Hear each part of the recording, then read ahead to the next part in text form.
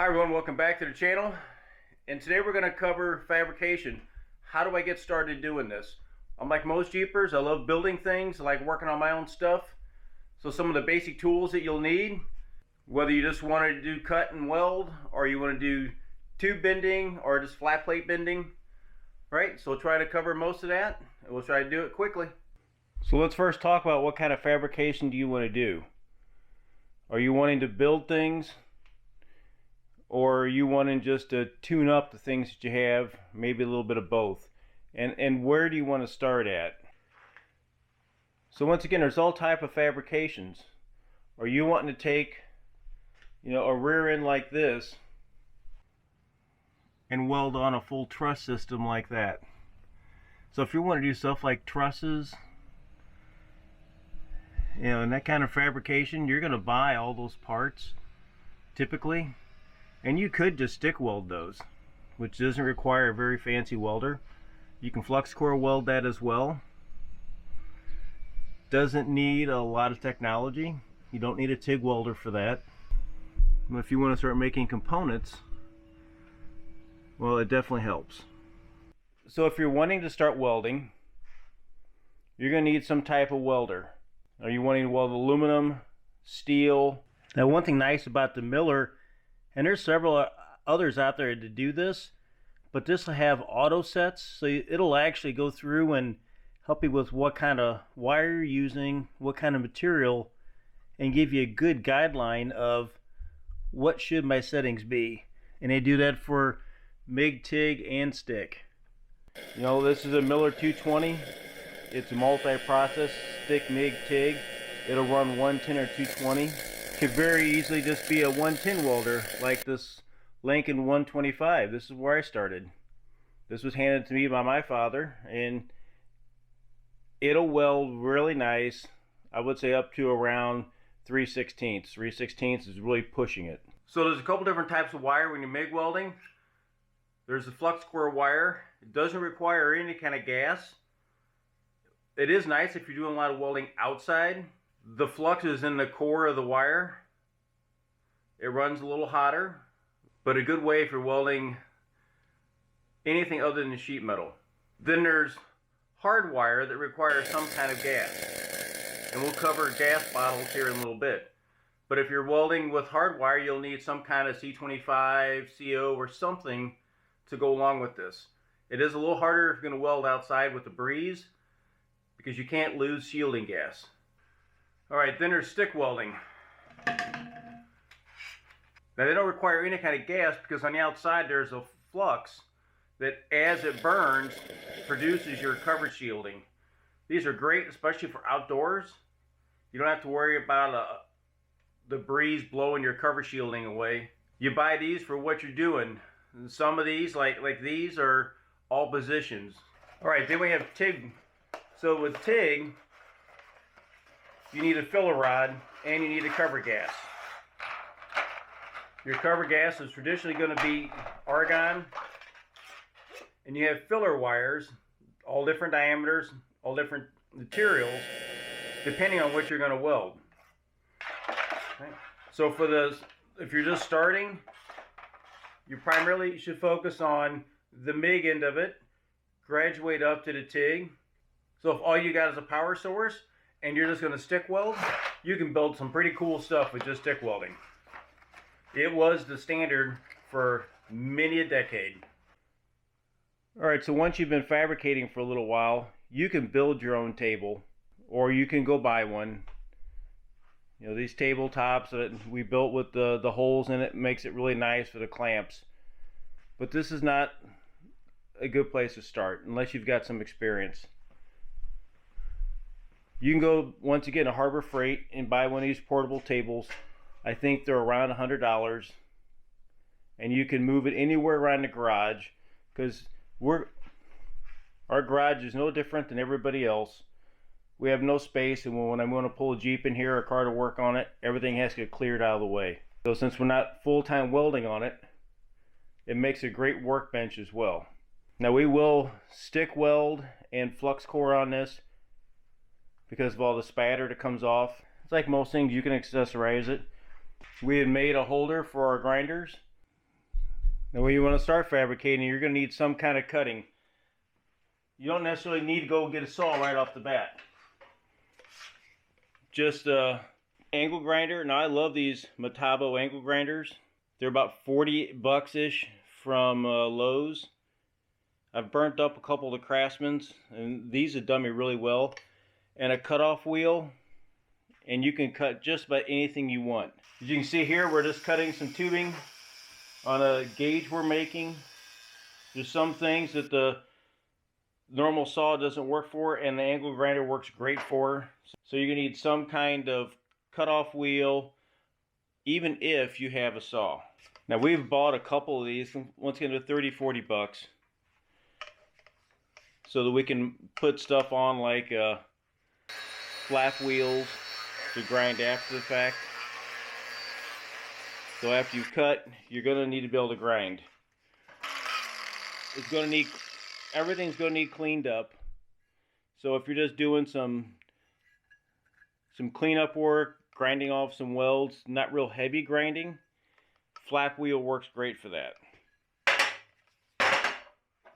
If you have to get into some really heavy grinding, you can get into your hard wheels. But for the most part, the flap wheels do a really good job on cleaning up metal, grinding off welds. And always remember that when you're welding on any kind of the steels, steel has a mill scale on it, and you don't want to weld over mill scale if you don't have to. It robs a lot of energy out of your weld, which results into penetration of the weld. So just skim off the mill scale and then do your welding. And one thing I would always suggest is a wire wheel, especially if you're doing any kind of MIG welds, stick welds, or flux core. If you have to lay down multiple passes, you have to clean every single pass on flux core and stick welding, because you don't want to weld over the top of that flux. So once you lay a bead down, come back through, clean it up with the wire wheel. Now if you're wanting to get into tubing, the tube notcher is great, but it's not required to do this type of work. You can very easily notch your tubes, and a lot of people do with the grinder.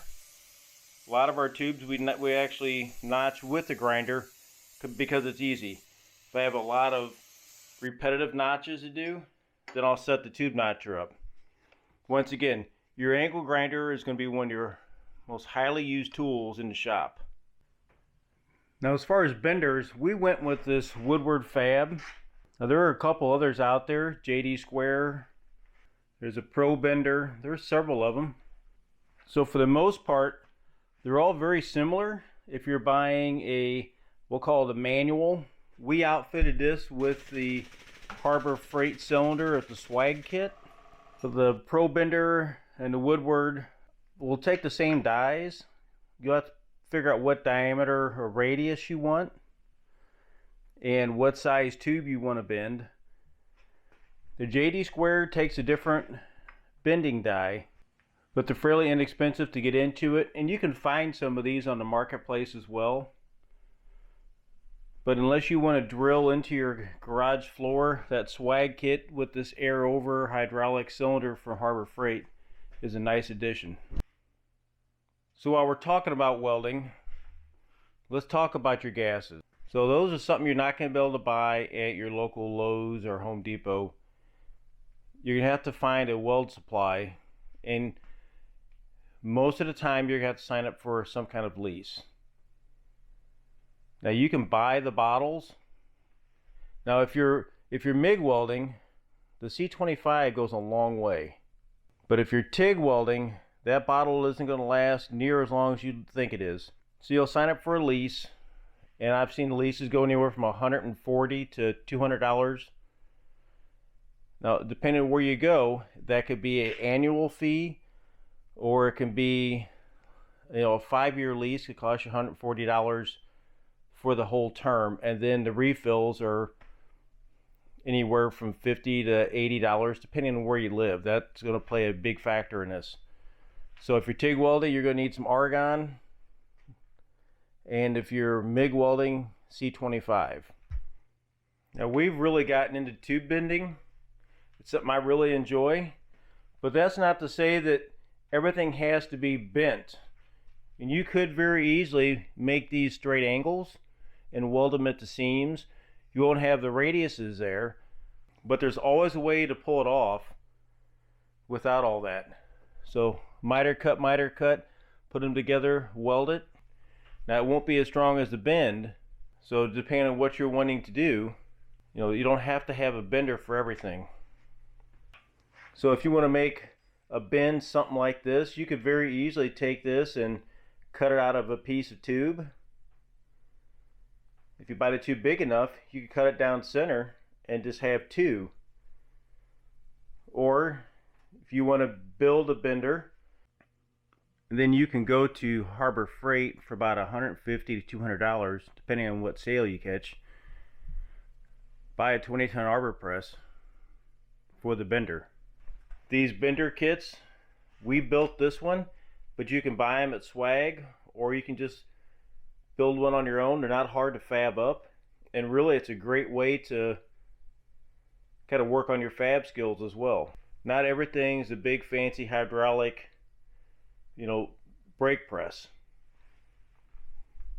But if you're wanting to bend thicker stuff, it does require some tonnage. Now, I wouldn't be doing anybody in service if we didn't talk about safety gear for a second. So if you're going to be running cutoff wheels and stuff like that, please get you a face shield. And they don't make safety contacts or anything else. Get you a pair of safety glasses if you got prescriptions. Get you a pair with side shields on it. But I've seen too many times the cutoff wheel comes apart, and well, when you're digging it out of your face, that's no fun. If you're welding, especially if you're beginning, get an auto darkening lens. In the very beginning, the fixed lens hoods, it's very hard to see what you're wanting to weld and then to get started. Once it's lit, it's easy to see, but it's hard to get into that point. So a good auto darkening lens. Now, I think this one was only $90. Okay, gloves. Obviously, if you're MIG welding or stick welding, you're going to need some kind of gloves. Otherwise, you're going to burn the living you know what out of your hands. So your MIG gloves and your stick gloves are a lot thicker because your hands are right in it. If you're TIG welding, they're a lot thinner because you need to be able to feel the feed as you feed the rod in. And I know we're not really covering much on the TIG welding, but there's a lot of stuff on the channel you can always go back through. So along with that face shield, get you a pair of gloves for when you're running the cutoff wheel. Breathe enough garbage over the years. I wear a respirator when I weld because all that's coming back and you're breathing it all. Once you pick out those black boogers for a while, what isn't in your nose goes right in your lungs. Now you can weld in a long sleeve shirt as well. Right? You need some kind of clamp. You're going to need C-clamps, the little C-clamps, vice grips, possibly some bar clamps. And you know, a good place for all those is Harbor Freight. And one other thing I would invest in is a decent set of drill bits. They might cost you a couple $100, but a decent set of drill bits goes a long way. So get the fractional and get the number size, because a lot of your tap drill sizes are all going to be number size. You know, then your measuring tools, like I love the digital protractor. It also works as like a duplicating gauge. You know, caliper, you know, tape measures are always good. A good square, you'll use the living you know what out of this. Get you a starter welding table. Decide what kind of welding you want to do. You could just start on a stick welder. Stick welders are fairly cheap. And then just graduate from there. If you want to run air tools, you're going to need some type of compressor. Those little pancake compressors, while they work great for nailers and blowing things off, they won't run air tools very long at all. You're going to be more frustrated more than anything else. You'll need something with some CFM and some storage. Now, a lot of things we talked about here, there's videos on a channel for just about all of this stuff. So we have Jeepingmo, and we also have 4x4 Fab Shop, which I do a lot of fab work on that YouTube channel as well. So I'll put links to both of those on here. But you really just need to decide, where do you want to start? If you're a seasoned veteran, that's great. You're going to start at the upper end of all this. If you're just starting, so it's just like when you buy your Jeep. You don't necessarily know where you want to go. Am I going to be a rock crawler? Am I going to be an overlander? Get some of the basic tools and get started. And then from there you can build. So if you enjoyed this, check out some of the videos on the channel that goes through some of this fabrication work. And if you have any questions, leave me some comments. I'd love to hear them. So until then, I'll see you in one of those videos. This is Jeepingmo.